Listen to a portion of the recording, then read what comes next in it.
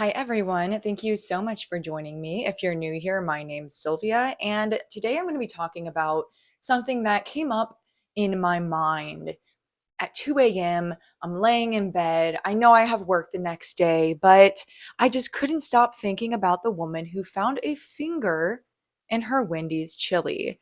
This is one of my favorite moments in American history. I mean, this is Americana. But before I get into the case, please subscribe to my channel. It really costs nothing on your part and it helps me out a ton. And for this video, I actually ordered Wendy's and I will be trying their chili for the first time because believe it or not, I've never actually gone into a fast food restaurant and thought, I'm gonna get the chili. So imagine this. The year is 2005. It's March 22nd, 2005, San Jose to be exact. You are sitting inside of a Wendy's restaurant. You have your fries, you have your Frosty, you're just enjoying the delicious American fast food. And if you're not familiar with Wendy's, basically imagine McDonald's, but the food is better. And for some reason on the menu, they also have a baked potato and chili that you can order. So your meal is interrupted when a woman stands up and starts screaming. She's screaming, crying, throwing up, literally, according to an interview with her son. And she runs over to the counter, holding the bowl of chili, yelling at the poor stone teenager that was probably working behind the counter about how she has found a severed human body part inside of her food. So it turns out that this woman was enjoying her chili and she had gotten to the bottom. She puts another spoonful into her mouth and she bites down on something hard and she's chewing on it, but to no avail. And she pulls the spoon away from her mouth, looks down into it, and realizes that she had been gnawing on a human finger. It was about an inch and a half long and the nail was still intact. This incident happened around 7 p.m., and by that night, news outlets were already reporting on it because this is an insane, bizarre story. It's something that you hear and you're like, I want to learn more. And just like TikTokers and YouTubers today, the news outlets want those views. Everyone wanted to know whose finger this was and how it got there. One of the news outlets specified that Wendy's said that fingers are not included in their ingredients. I guess they felt the need to say that. Maybe certain people thought that there was a secret ingredient that was like human body parts. This woman was identified as Anna Ayala, and she quickly got a product liability attorney to file a lawsuit. The Wendy's staff at that location had called police, but this wasn't really a police issue. It was more of like a food inspection problem. It was never really thought to be the result of a murder and somebody choosing a really creative way to dispose of the remains. Instead, it was believed that at some point in the food creation process of Wendy's, at some point in the process, somebody must have like cut their finger and the severed piece of it fell into this mass produced vat of chili because they're making this like giant pot of chili and they're sending it to all the different Wendy's locations. But no employees at that Wendy's San Jose location had suffered a finger injury. And oddly enough, the supplier hadn't reported any injuries either. For a restaurant, this is a really big deal, and Wendy's wants to get to the bottom of it. Wendy's put up a $50,000 reward for anyone who could lead to the identification of the owner of the finger.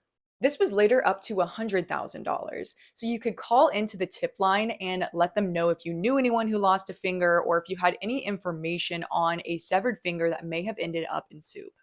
This was a huge news story, and obviously, Wendy's public reputation takes a huge hit. It's reported that they lost over $20 million during this time because no customers are going to be going into a Wendy's restaurant. Nobody wants finger food. So the coroner examines the finger. They said that the meat of the finger was not consistent with meat that would be slow cooking in chili for 3 hours at 170 degrees Fahrenheit. Normally, if meat is sitting in soup for that long, it would kind of be like marinated in it.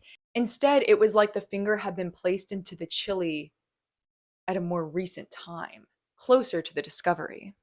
They also ran fingerprints on this severed finger. They wanted to see if the person who owned the finger had maybe been arrested in the past, or for some reason their fingerprints were in the system, which I thought was really funny. But they ran the fingerprint on the chili and it didn't come up with anything.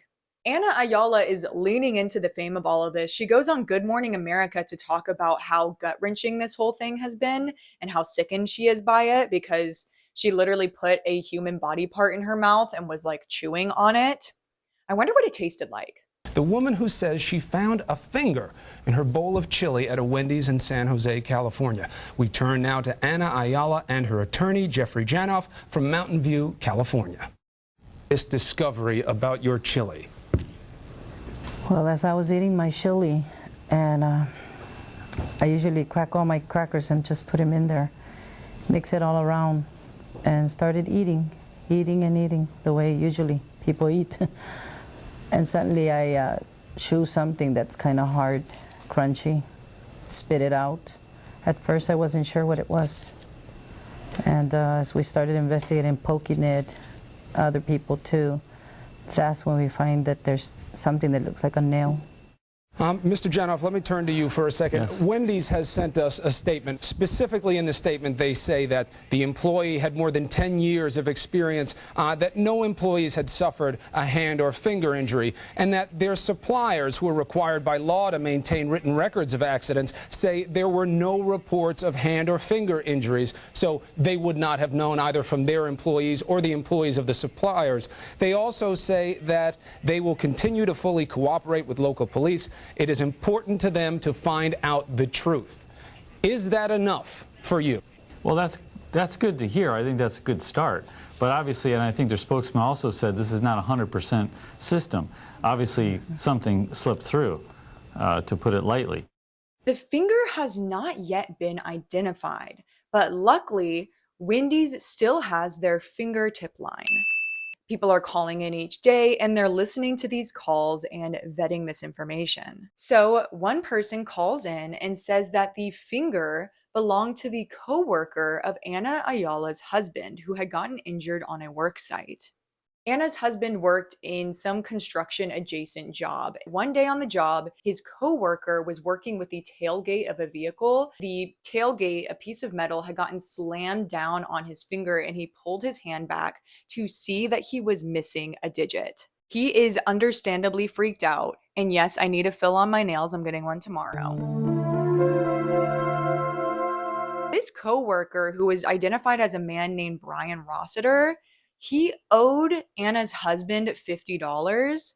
In order to settle this debt, he said, "Sure, you can have my severed finger that can't be attached back onto my hand." It wasn't until Brian saw the news stories that he found out what his finger was being used for. This guy is basically a crackhead who got involved at some level and certainly has cut some kind of a deal with the prosecution so that he doesn't face any charges.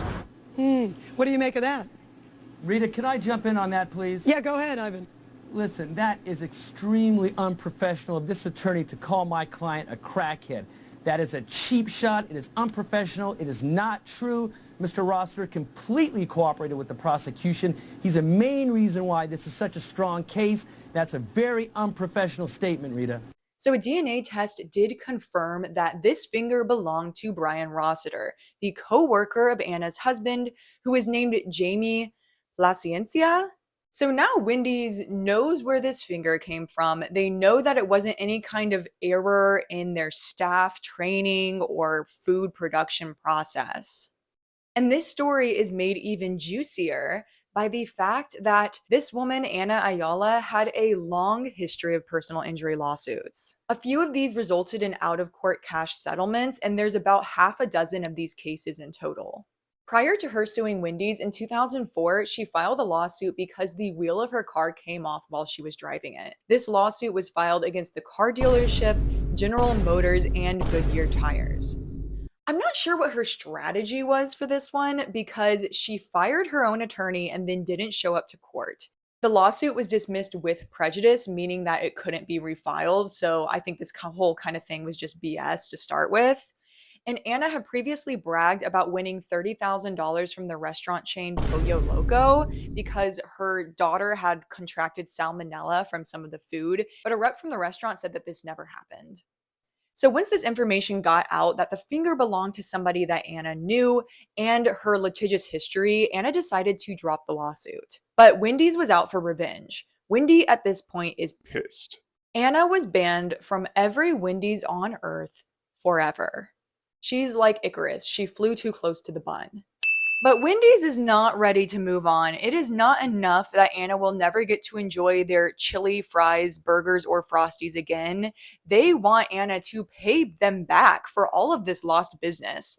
Because, like I said, it was around $20 million that they lost. Anna and her husband, Jamie Plascencia, are honestly really dumb because they got involved in this very high profile lawsuit when they were already trying to avoid legal troubles. So let's get into that. While this whole chili finger debate is going on, Anna Ayala was arrested for grand theft, and this grand theft charge is completely unrelated. At some point between 2002 and 2003, Anna had sold a trailer home that she did not actually own. So she sold a trailer to these people and gave them the keys to it, when in reality, the trailer was not hers. It was owned by her then boyfriend. And Jamie, the husband, is arrested because he has around $400,000 of unpaid child support payments due to a past relationship.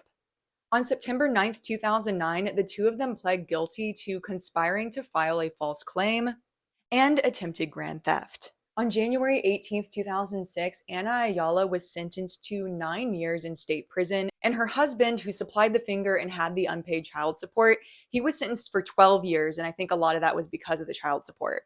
Anna did eventually decide to make like Hillary Duff and come clean. She admitted to what she did with the finger. She said that the finger was given to her husband, preserved in plastic wrap, and then while she was at home, she cooked the finger, took it into Wendy's, and then put it in her chili. I gotta say, that is a very strange person who not only will just pull something off like this, but is willing to like handle a severed human body part. Since this was revealed to be a hoax, Wendy's sales did eventually recover. They ran this special where you could go in and get a free Frosty. They were trying to like win back public affection. That's a good life lesson. You can get knocked down, but you won't stay down. If Wendy's can bounce back from their 2005 finger chili debacle, you can bounce back from that situationship, sis. For the first time.